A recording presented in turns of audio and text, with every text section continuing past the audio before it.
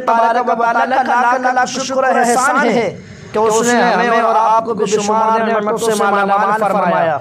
اس کی کتنی نعمتوں کا تذکرہ کیا جائے، آپ جدھر نگاہ اٹھا کر دیکھیے اس کی نعمت کا جلوہ نظر آئے گا۔ آسمان اسی کی نعمت، زمین اسی کی نعمت، ہوا اسی کی نعمت، پانی اسی کی نعمت، کھانا اسی کی نعمت، دانا اسی کی نعمت، چاند اسی کی نعمت، سورج اسی کی نعمت، جسم اسی کی نعمت، جان اسی کی نعمت، قرآن اسی کی نعمت اور ایمان اسی کی نعمت۔ حضرات انسانوں کی کیا مجال کہ اس نعمتوں کو شمار کر سکے۔ خود اللہ رب العزت ارشاد فرماتا ہے وَإِن تَعْتَذِرُوا نِعْمَتَ اللَّهِ لَا تُحْصُوهَا، پارہ نمبر 14 آیت نمبر 18۔ اور اگر اللہ کی نعمتیں گنو تو انہیں شمار نہ کر سکو گے، مگر پروردگار عالم کا کرم دیکھیے، اس نے اپنے بندوں کو ان نعمتوں سے نوازا مگر کسی نعمت پر احسان نہیں دلایا۔ مثلا عقل و شعور سے نوازا مگر احسان نہیں جتایا، علم و فن سے نوازا مگر احسان نہیں جتایا،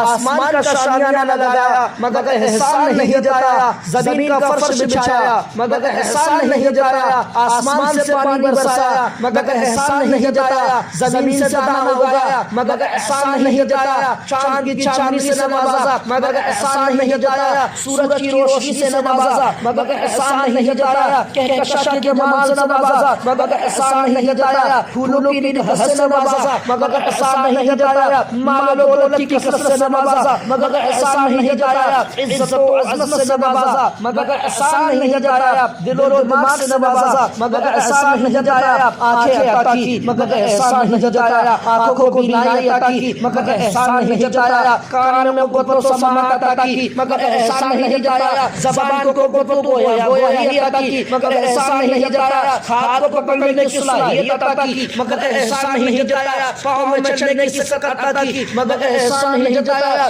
المختصر یہ کہ اللہ تبارک و تعالی نے انسانوں کو وجود بخشا مگر احسان نہیں جتایا۔ حضرات یوں ہی اللہ تبارک و تعالی نے لوگوں کی ہدایت کے لیے انبیاء کرام کو دنیا میں بھیج کر احسان عظیم فرمایا مگر پروردگار عالم نے یہ نہیں کہا، یہ نہیں فرمایا کہ اے لوگوں میں نے آدم کو صفی اللہ بنا کر بھیجا اس لیے تمہارے اوپر احسان کیا، نوح کو نجیب اللہ بنا کر بھیجا اس لیے تمہارے اوپر احسان کیا، ابراہیم کو خلیل اللہ بنا کر بھیجا اس لیے تمہارے اوپر احسان کیا، اسماعیل کو صفی اللہ بنا کر بھیجا اس لیے تمہارے اوپر احسان کیا، موسیٰ کو کلیم اللہ بنا کر بھیجا اس لیے تمہارے اوپر احسان کیا، اور میں نے عیسیٰ کو روح اللہ بنا کر بھیجا اس لیے تمہارے اوپر احسان کیا۔ مگر حضرات جب ذکر کرنا مقصود ہوا مدینہ کے تاجدار کا، دونوں عالم کے مختار کا، سرکار ابتکار کا، شافع روز و شمار کا اور امت کے غفار کا، تو پروردگار عالم نے قرآن مقدس میں لقد من اللہ فرما کر سرکار کی عظمت کا پرچم لہرا دیا، حضور صلی اللہ علیہ وسلم کی تشریف آوری پر احسان بتا کر ساری مخلوق میں آپ کو ممتاز و بلند فرما دیا۔ اسی لیے تو سرکار اعلیٰ حضرت فرماتے ہیں سب سے اولا و اعلیٰ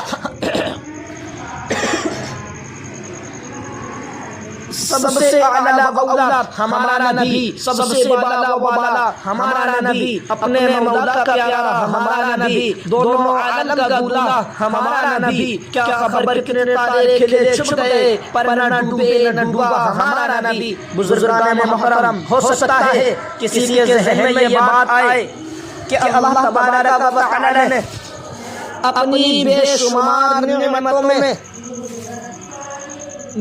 میں سے کسی اور نعمت پر احسان نہیں جتایا،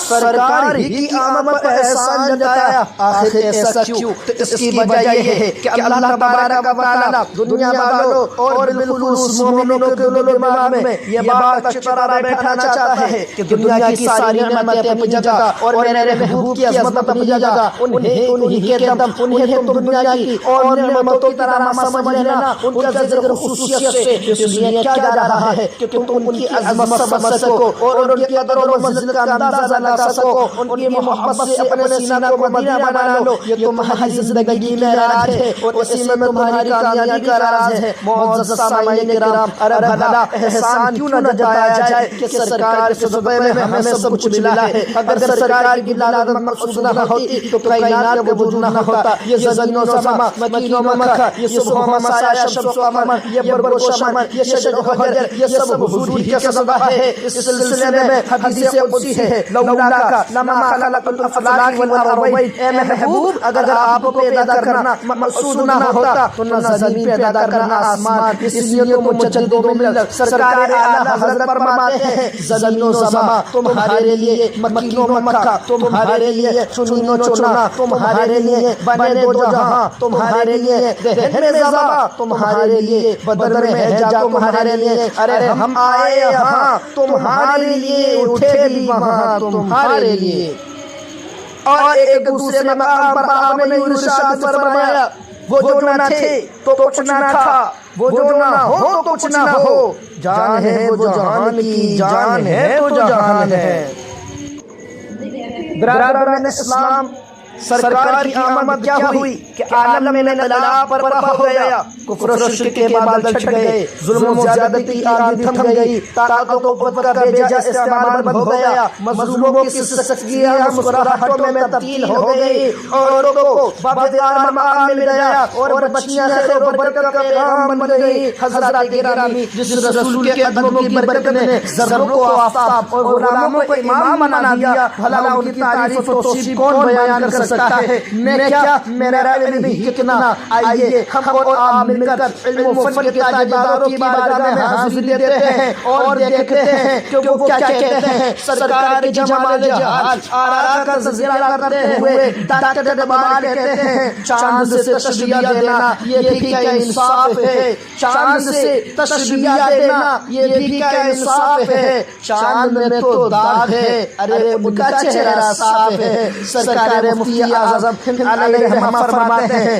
وصف کیا لکھے کوئی اس محبت نبار کی، محرومہ میں جلوہ ہے جس چاند سے رخسار کا، عرش اعظم پر پھیلا ہے شہ ابرار کا، بجتا ہے کونین میں ڈنکا میرے سرکار کا، اور سرکار کے سرکار مجدد اعظم علیہ رحمہ فرماتے ہیں، وہ کمال حسن حضور ہے کہ گمان نقش جہاں نہیں، یہی پھول خار سے دور ہے، یہی شمع ہے کہ دھواں نہیں۔ اور مجدد اعظم حضرت جبرائیل علیہ السلام جب اور کی ترجمانی کرتے ہوئے ارشاد فرماتے ہیں، یہی بولے سدرا والے چمنے جہاں کے تھالے، سبھی میں نے چھان ڈالے، تیرے پایا کا نہ پایا، تجھے یہ بنایا، تجھے حمد خدایا۔ جس رسول کے قدموں کی مثال جبرائیل نہ پا سکے، ان کے رخ انوار کی تعریف بھلا کون کر سکتا ہے؟ محترم حضرات، بڑے خوش نصیب ہیں ہم اور آپ کے سرکار کی محفل سجائے بیٹھے ہیں، آپ کا ذکر سن کر، آپ کا ذکر سن اور سنا رہے ہیں۔ اللہ اللہ قربان جائیے اس محفل کی عظمت پر، جس کا اہتمام صرف ہم نے نہیں کیا، آپ نے نہیں کیا، جس کا اہتمام صرف شہر والوں نے نہیں کیا، دیہات والوں نے نہیں کیا، مشرق والوں نے نہیں کیا، مغرب والوں نے نہیں کیا، شمال والوں نے نہیں کیا، جنوب والوں نے نہیں کیا، جس محفل کا انتظام صرف ادباء نے نہیں کیا، شعراء نے نہیں کیا، علماء نے نہیں کیا، فضلاء نے نہیں کیا، اولیاء نے نہیں کیا، اصفیاء نے نہیں کیا، جس محفل مقدس کا اہتمام صرف انبیاء اور رسولوں نے ہی نہیں کیا، بلکہ یہ وہ مقدس محفل ہے جس کا اہتمام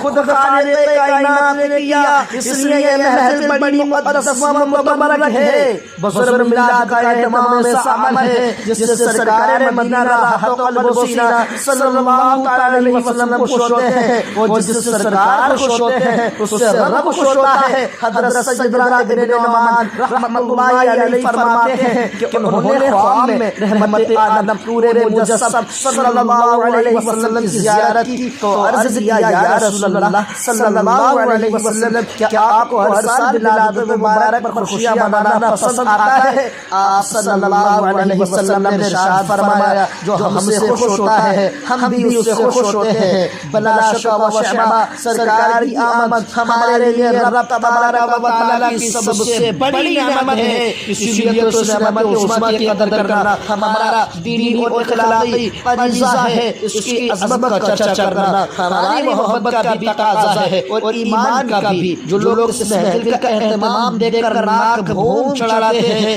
دراصل ان کے رشتہ غلامی میں کھوٹ ہے اور ان کی محبت داغدار ہے۔ ایک عاشق صادق اور محبت رسول کی تمنا تو وہ ہونی چاہیے جس کی ترجمانی امام اہل سنت نے یوں کی ہے: خاک ہو جائے عدو جل کر مرحمت و رضا، دم میں جب تک دم ہے ذکر ان کا سناتے جائیں گے۔ محترم سامعین کرام، محفل ذکر جلالت کی برکتوں اور فضیلتوں سے دینی کتابیں بھری ہوئی ہیں۔ ان تمام تفصیلات سے واقفیت کے علماء کرام سے رابطہ کریں۔ میں تو بس اتنا ہی عرض کر کے اپنی گفتگو کو ختم کر رہا ہوں کہ ایسی محفلوں پر رحمت خداوندی کی برسات ہوتی ہے۔ جو لوگ اس میں شریک ہوتے ہیں ان کی دینی اور دنیاوی مصیبتیں دور ہوتی ہیں اور انہیں دونوں جہاں میں امن و عافیت اور راحت و آرام نصیب ہوتا ہے۔ پروردگار عالم ہمیں اور آپ کو اپنے محبوب کی ثنا خانوں میں داخل فرما کر دارین کی سعادتوں سے مالا مال فرمائے۔ وآخر دعوانا ان الحمد للہ رب العالمین۔